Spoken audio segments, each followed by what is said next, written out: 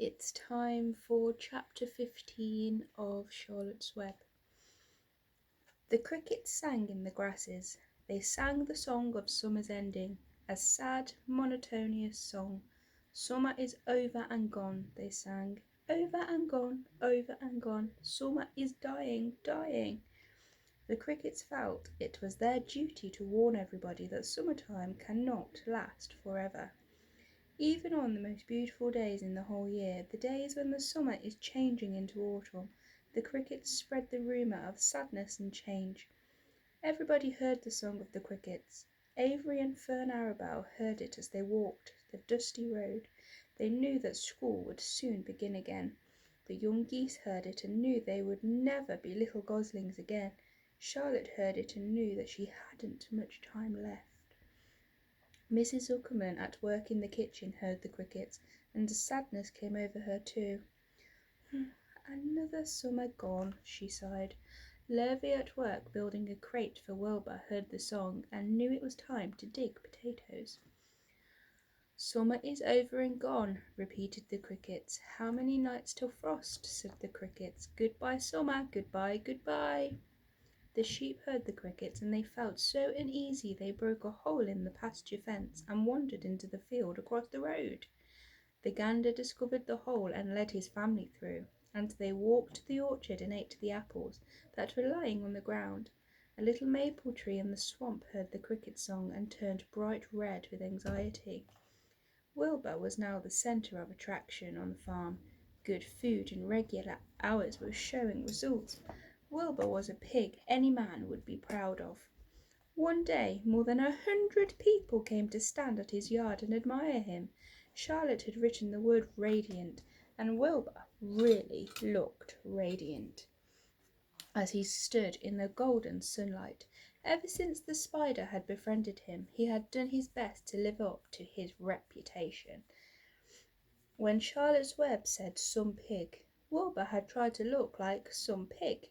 When Charlotte's Web said terrific, Wilbur had tried to look terrific. And now that the web said radiant, he did everything possible to make himself glow. It is not easy to look radiant, but Wilbur threw himself into it with will. He would turn his head slightly and blink his long eyelashes. Then he would breathe deeply, and when his audience grew bored, he would spring into the air and do a backflip with a half twist. At this the crowd would yell and cheer. "How's that for a pig?" said Mr. Zuckerman, well pleased with himself. "That pig is radiant." Some of Wilbur's friends in the barn worried for fear all this attention would go to his head and make him stuck up, but it never did. Wilbur was modest. Fame did not spoil him. He still worried some about the future, as he could hardly believe that a mere spider would be able to save his life. Sometimes at night he would have a bad dream.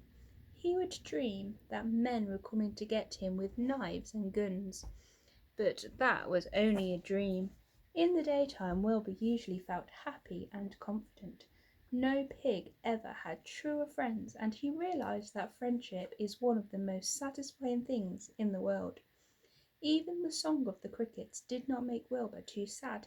He knew it was almost time for the county fair, and he was looking forward to the trip. If he could distinguish himself at the fair and maybe win some prize money, he was sure Zuckerman would let him live. Charlotte had worries of her own, but she kept quiet about them. One morning Wilbur asked her about the fair. "You're going with me, aren't you, Charlotte?" he said. "Well, I don't know," replied Charlotte. "The fair comes at a bad time for me. I shall find it inconvenient to leave home, even for a few days." "Why?" asked Wilbur. "Oh, I just don't feel like leaving my web. Too much going on around here." "Oh, please come with me," begged Wilbur. "Oh, I need you, Charlotte. I can't stand going to the fair without you. You've got to come." "No," said Charlotte. "I believe I'd better stay home and see if I can get some work done." "What kind of work?" asked Wilbur. "Egg laying. It's time I made an egg sack and filled it with eggs." I didn't know you would lay eggs, said Wilbur in amazement. Oh, sure, said the spider. I'm versatile. What does versatile mean? Full of eggs? Asked Wilbur. Oh, certainly not, said Charlotte. Versatile means I can turn with ease from one thing to another. It means I don't have to limit my activities to spinning and trapping and stunts like that. Why don't you come with me to the fairgrounds and lay your eggs there? Pleaded Wilbur. It would be wonderful fun. Charlotte gave her web a twitch and moodily watched it sway. I'm afraid not, she said. You don't know the first thing about egg-laying. Wilbur, I can't arrange my family duties to suit the management of the county fair. When I get ready to lay eggs, I have to lay eggs, fair or no fair. However, I don't want you to worry about it. You might lose weight. We'll leave it this way. I'll come to the fair if I possibly can. Oh, good, said Wilbur. I knew you wouldn't forsake me when I needed you the most. All that day Wilbur stayed inside, taking life easy in the straw.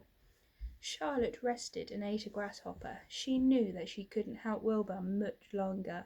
In a few days she would have to drop everything and build the beautiful little sack that would hold her eggs.